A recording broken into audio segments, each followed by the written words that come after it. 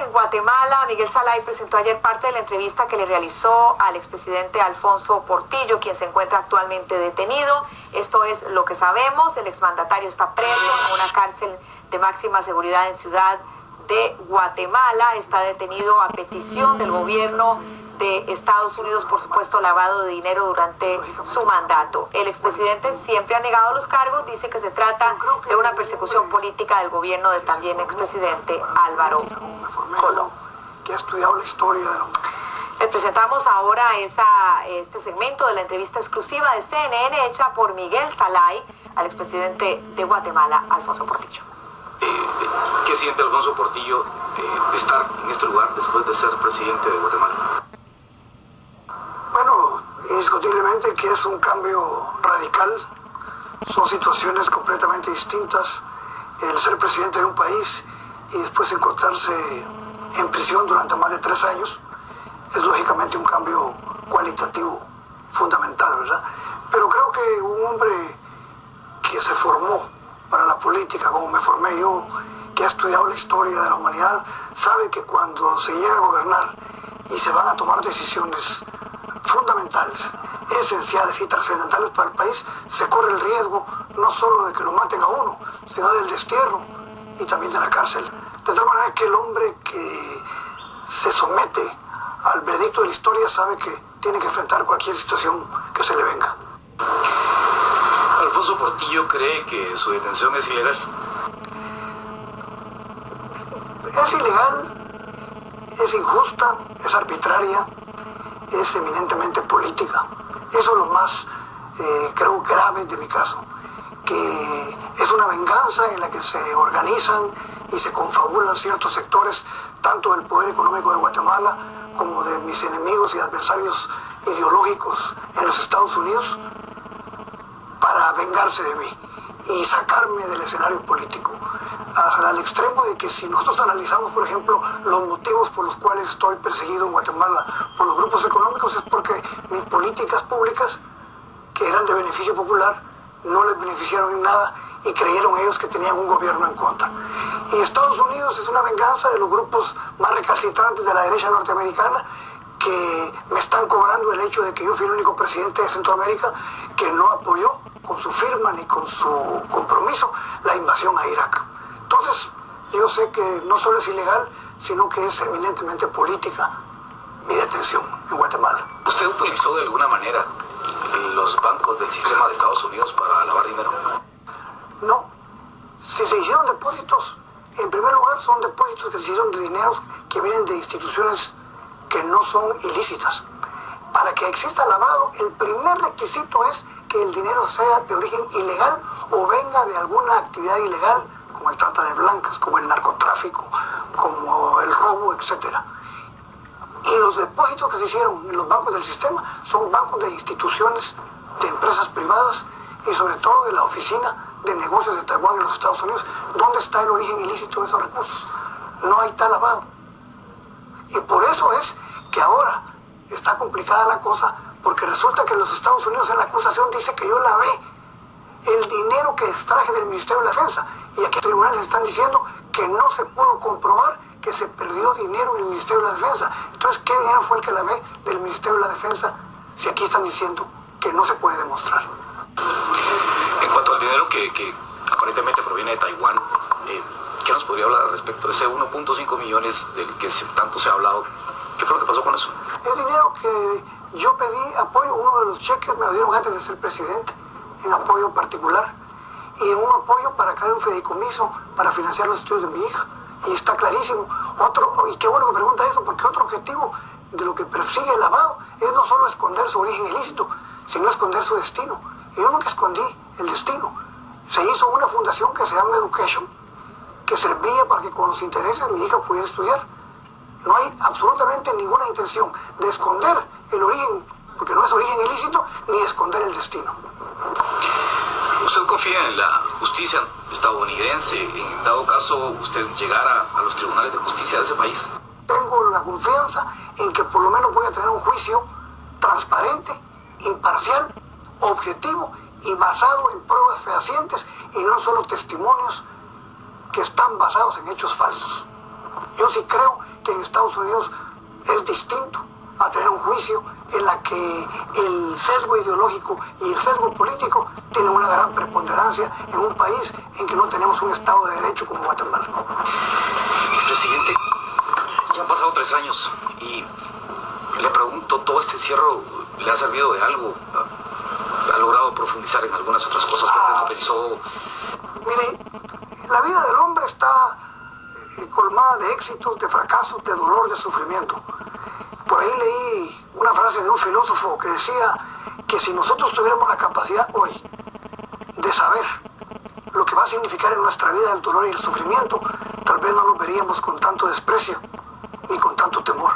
Y yo creo que el dolor y el sufrimiento hace mejores a los hombres, hace mejores a las mujeres, hace mejores a los seres humanos.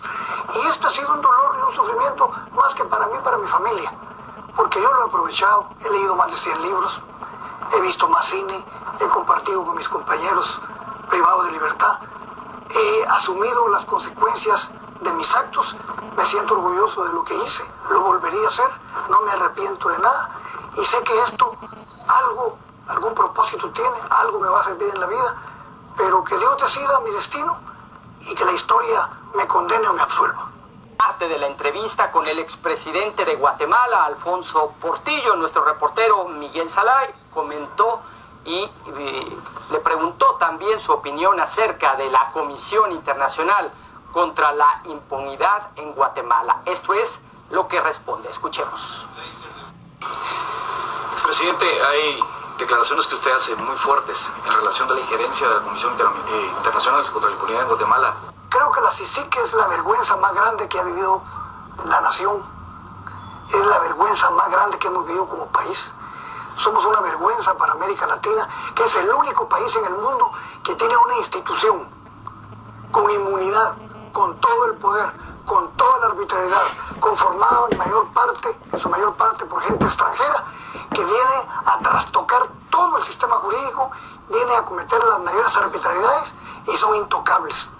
Es un ser extraño del exterior que vino a trastocar, a degenerar y corromper más el sistema judicial de Guatemala. Y eso lo demuestran los 3 casos paradigmáticos que lleva la CICIG. El caso Pavón, el caso Los Valdés Pais y el caso de Alfonso Portillo. Son los únicos 3 casos de los que presume la CICIG, porque no ha desmantelado todo el crimen organizado que está en el Ministerio Público, no ha desmantelado el crimen organizado que está en el Estado, no ha desmantelado el crimen organizado que está en el Poder Judicial, no ha desmantelado el crimen organizado que existe en el sistema financiero, no ha desmantelado el crimen organizado vinculado al narcotráfico. Los grandes problemas nacionales no los toca la CICIG. Bien, hace un momento usted hablaba un poco sobre el complot, la persecución política de la cual usted es víctima, aparentemente, por grupos de poder. ¿Cuáles fueron las acciones aparentes que llevaron a estas personas a hacerle una persecución política? Vamos a las primeras. Hizo una reforma educativa que cambió los planes de estudio, que introdujo la educación bilingüe, que mejoró el escalafón de los maestros, que mejoró 5 veces el salario de los maestros. Eso no le gustó al sector privado. Segundo, aumenté 4 veces el salario mínimo sin consultar con el sector privado. Decisión del presidente. Abrí la economía rompiendo monopolios de fertilizante, de pollo, de cerveza, de cemento, azúcar. Por primera vez en la historia hay un gobierno que no permite que aumente 1 centavo la libra de azúcar. Y el pueblo lo reconoce. Usted puede ir con cualquier sector de la población de Guatemala y le pregunta cuál fue la política económica del presidente. Fue una política económica al servicio de las mayorías. Lógicamente se afectaron ¿quiénes? Los dueños de los monopolios de azúcar, del monopolio del cemento, del monopolio del pollo. Todas estas políticas me crearon grandes enemigos porque no consulté con los que están acostumbrados a manipular a los presidentes. Yo diseñé una política independiente y no me arrepiento. Si volviera a ser presidente, las haría quizás más radicales. Y la gente recuerda que hubo estabilidad de precios, hubo estabilidad económica, no hubo déficit fiscal, las finanzas públicas estaban sanas y era un orgullo. Fuimos felicitados por el Fondo Monetario Internacional y el Banco Mundial por mantener una estabilidad de precios y por hacer políticas en beneficio de los campesinos. ¿Usted considera que sigue siendo un perseguido político? Ya sé lo que es esto, ya sé las consecuencias que tiene que asumir uno cuando quiere cambiar las cosas. Yo, lógicamente, y esto lo puede corroborar cualquiera quedo como presente en el pueblo de Guatemala que intenté hacer una política en beneficio de las mayorías, que no me plegué ni a la oligarquía, ni a grupos económicos poderosos, y menos me plegué a ciertas familias.